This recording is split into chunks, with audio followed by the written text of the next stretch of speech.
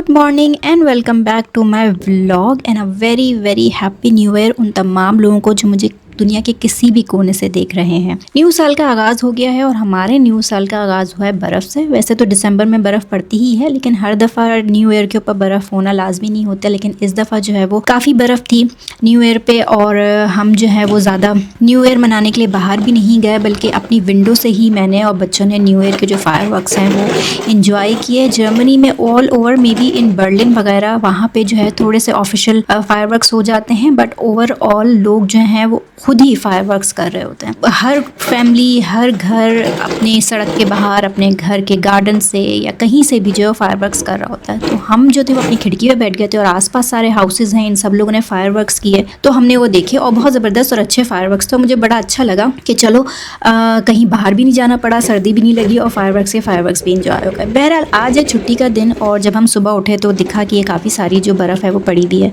और मेरे हस्बैंड ने कहा कि इससे पहले कि जो है वो हम नाश्ता करें, मैं जो हूँ इस बर्फ़ को साफ़ कर देता हूँ, क्योंकि जैसे आप देख सकते हैं बाकी सब ने ऑलरेडी अपने घर के बाहर से जो है वो बर्फ़ को साफ़ कर दिया है। अब्बा की देखा देखी बच्चे जो हैं उन्होंने कहा कि हम भी जो है वो बर्फ़ साफ़ करेंगे। मैंने कहा चलो ये तो अच्छी एक्टिविटी है, करो।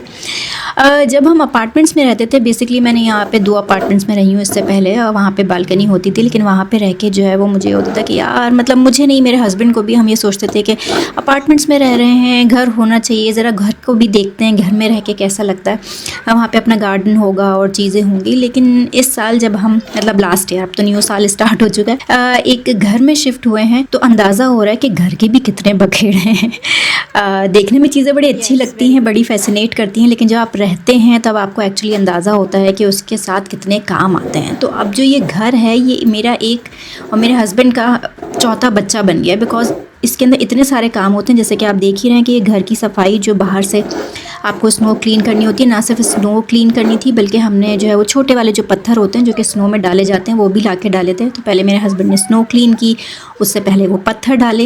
ये सारी जिम्मेदारी आपकी खुद की होती है। जो कचरे का भी सिस्टम है वो भी यहाँ पे खुद ही रखना होता है। अपार्टमेंट्स में बड़ी सहूलत थी कि ये सारे काम जो थे वहाँ का जो हाउस मास्टर होता था वो कर देता था, और कचरा भी जो है वो आपने बस गए और डंप कर दिया। अब तो कचरे के 4 ड्रम हैं हमारे पास और हर कचरे को अलग अलग करके अलग अलग ड्रम्स में डालना होता है, और जब जिस कचरे की बारी होती है उसको गली के कोने पे रख के आना पड़ता है ताकि जो है वो कचरा वाला कचरा ले जा सके। अच्छा जी, जो चल रही हैं अभी क्रिसमस की छुट्टियां ही, यहाँ पे जो है वो 7 जनवरी, बेसिकली जनवरी का फर्स्ट वीक जो होता है वो भी ऑफ ही होता है, क्योंकि यहाँ जर्मनी के अंदर न्यू ईयर की भी छुट्टी होती है। तो क्योंकि हम लोग घर पे ही थे तो मैंने अपने हस्बैंड से कहा कि जब हम घर पे हैं तो थोड़ा घर का काम कर लेते हैं। अवन जो है वो मेरा अंदर से तो क्लीन हो जाता है, लेकिन जो इसके सामने के शीशे हैं इसके ऊपर भी अक्सर जैसे आपको दिख ही रहा होगा ग्रीस वगैरह के निशान आ जाते हैं। और उससे पहले वाला जो मेरा अवन था उसका प्रॉब्लम ये था कि उसके जो ये शीशे हैं ये निकल नहीं सकते थे, तो वंस गंदे हो गए तो वो फिर गंदे ही रहे।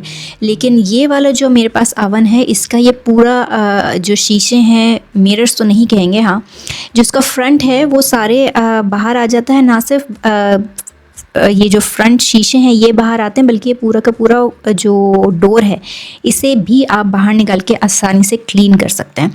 तो काफ़ी दिन हो गए थे, अंदर से तो मैं क्लीन कर देती हूँ, लेकिन ये जो इसके मिरर्स थे ये क्लीन नहीं हो पा रहे। तो बेसिकली ये 3 मिरर्स हैं, एक जो अभी मैंने निकाला, एक और ये हस्बैंड निकाल रहे हैं, और उसके नीचे भी एक शीशा है। तो इन तीनों के ऊपर ही थोड़े बहुत निशान आए हुए ही थे। तो मौके को गनीमत जानते हुए मैंने कहा कि हम ये क्लीन कर लेते हैं।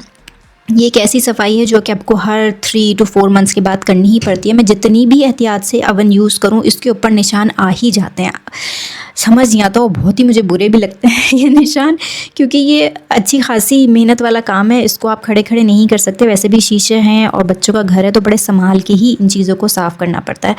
तो जैसे ही हस्बैंड उठ के जाने लगे, मैंने कहा नहीं, अब जब आप बैठे हैं तो थोड़ा सा हेल्प करा दें। 2 जो है वो मैं साफ़ करती हूँ शीशे, और बाकी जो 2 शीशे हैं वो आप साफ़ करें। तो ये सुन के मेरे हस्बैंड ने कहा चलो फिर मैं ये डोर ही निकाल देता हूँ ताकि मैं तसल्ली से इसको साफ़ करके तुम्हें दे सकूँ। तो हम दोनों ने मिलके की इस अवन की सफाई।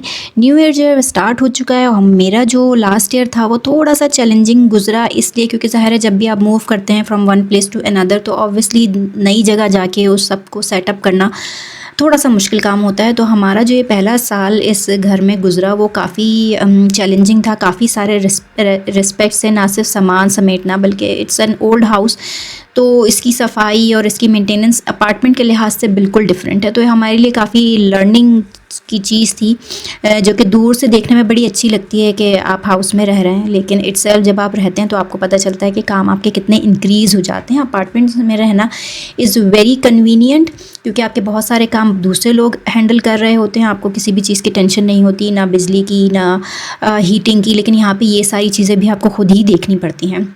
तो ऑब्वियसली ये सारी चीज़ें लर्न करते करते ही आती हैं।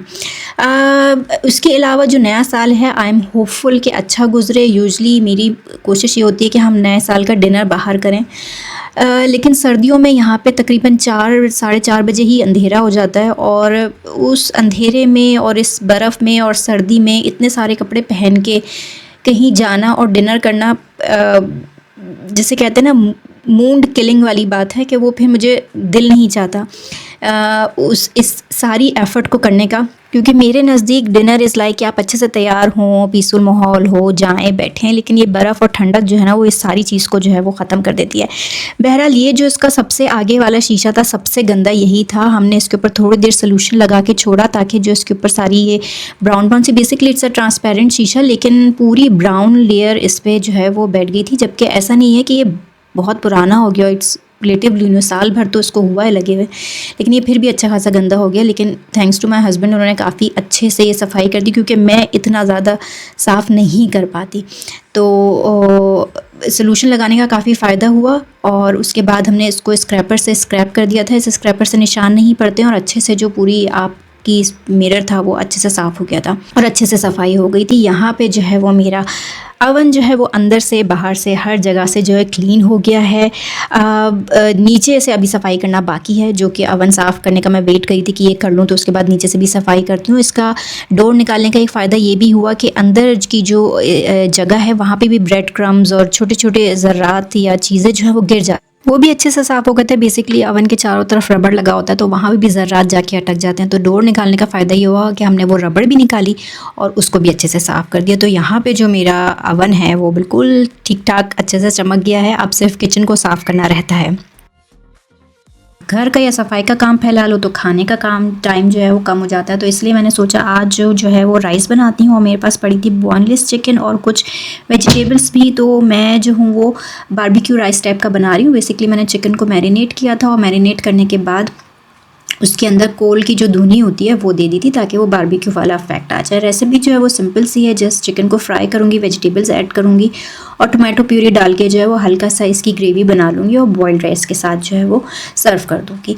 तो ये आसानी से झटपट बनने वाला खाना है। जब मुझे कुछ नहीं समझ में आ रहा होता तो मैं ये बना लेती हूँ, और बच्चे भी इसे शौक से खाते हैं, बल्कि सभी लोग जो हैं वो शौक से खा लेते हैं। इसके अलावा मैं आज गाजर का हलवा भी बनाने वाली हूँ, क्योंकि बचपन की कुछ यादें हैं जो ऐसी जुड़ी हुई हैं कि जब वो मौसम आता है तो दिल चाहता है कि वो चीज़ें आप खाएं, जैसे कि गाजर का हलवा, मूंगफली या गचक वगैरह। लेकिन अनफॉर्चुनेटली यहाँ पे तो ये सब कुछ मिलता नहीं है। मूंगफली ज़रूर मिलती है, लेकिन वो भी उस तरीके से नहीं होती। जैसे हमारे यहाँ तो सिकी भी मिलती है ना मूंगफली, तो वो बड़ी क्रिस्पी और मज़े की लगती है। लेकिन यहाँ की जो मूंगफली हो सकता है कि मुझे आइडिया ना हो, सिकी भी मिलती हों, लेकिन जो मुझे मिली हैं पैकेट्स वो तो कच्ची मूंगफली के पैकेट्स होते हैं, तो वो खाने में मुझे इतने मज़े के नहीं लगते। और ऐसे मौक़ों पे जो है ना मुझे अपने कैनेडियन और अमेरिकन फ्रेंड्स से जो है ना बड़ी जेलसी होती है, क्योंकि उनकी तरफ सब कुछ मिलता है, मतलब खोया भी, मिठाइयाँ भी, पाए, निहारी, एवरीथिंग।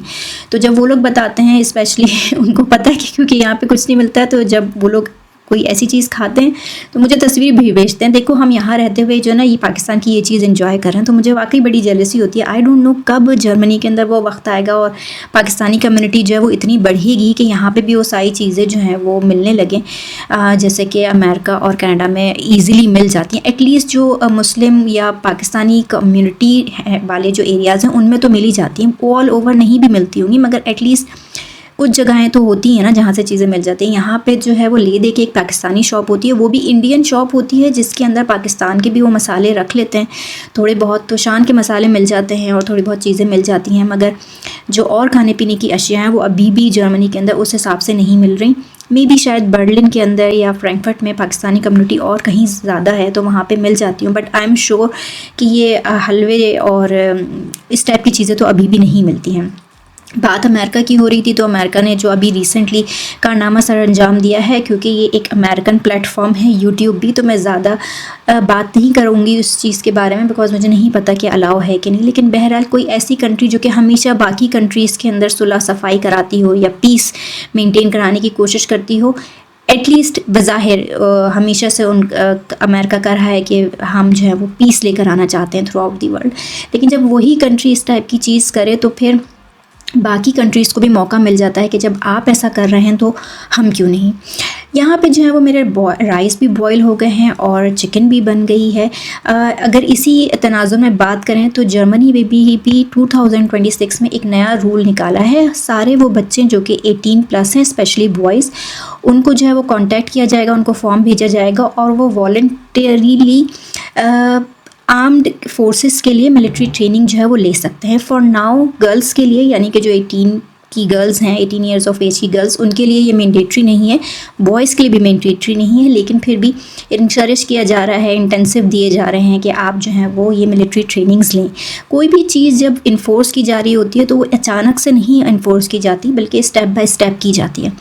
आज सिर्फ ये है कि जी ये वॉलंटियरली है और ऐसा कुछ होने नहीं वाला है, सेफ्टी मेजर्स हैं फलाना ढिमाका, मगर ये चीज़ भी सोची जा रही है कि फ्यूचर में मे बी इस चीज़ को जो है वो मैंडेटरी कर दिया जाए कि जितने भी यंग बॉयज़ हैं स्पेशली वो मिलिट्री की ट्रेनिंग लें। और मतलब obviously being a parent of young kids, मैं ये सोचती हूँ कि अगर कि कभी ऐसी कोई सिचुएशन हो गई और बच्चे मिलिट्री ट्रेंड हैं तो फिर ज़ाहिर है उनको जिस चीज़ के लिए ट्रेन किया गया है उस चीज़ के लिए भेजा भी तो जाएगा। तो बीइंग ए पेरेंट ये चीज़ जो है वो काफ़ी परेशान करती है। बहरहाल मेरे जो गाजर का हलवा था वो बन गया है और एज आई सेड कि यहाँ पे खोया शोया मिलता नहीं है, तो ये रिकॉटा चीज़ है, इससे जो है वो हम खोया बना लेते हैं। बेसिकली आपको उसको पैन पे रख के फ्राई करना है उस वक्त तक जब तक इसका सारा पानी एवोपरेट ना हो जाए। और फिर मैंने जो है इसके अंदर थोड़ा सा नीडो यानी जो खुश्क दूध होता है या एवरीडे होता है वो भी ऐड कर दिया था, ताकि ये थोड़ा और क्लम्जी और खोए की शक्ल का बन जाए। एग्जैक्टली इसका टेस्ट खोए जैसा तो नहीं होता है, लेकिन ये कि ऑब्वियसली अगर आप वैसे ही गाजर का हलवा खाएं तो क्योंकि एक आदत है वाइट एंड रेड देखने की, तो जब तक आप वो ऐड ना करें तो वो मज़ा नहीं आता। तो ये वाला जो अब आप रिकॉटा से बना जो हाल है वो है, खुश दूध से भी बनता है खोया, मैंने उसकी रेसिपीज़ देखी हुई हैं, लेकिन ये मुझे ज़्यादा ईजी लगता है। तो जब आप ये ऐड करें तो जो हलवे की शक्ल है वो बड़ी खिलकर आती है और बड़ी अच्छी लगती है।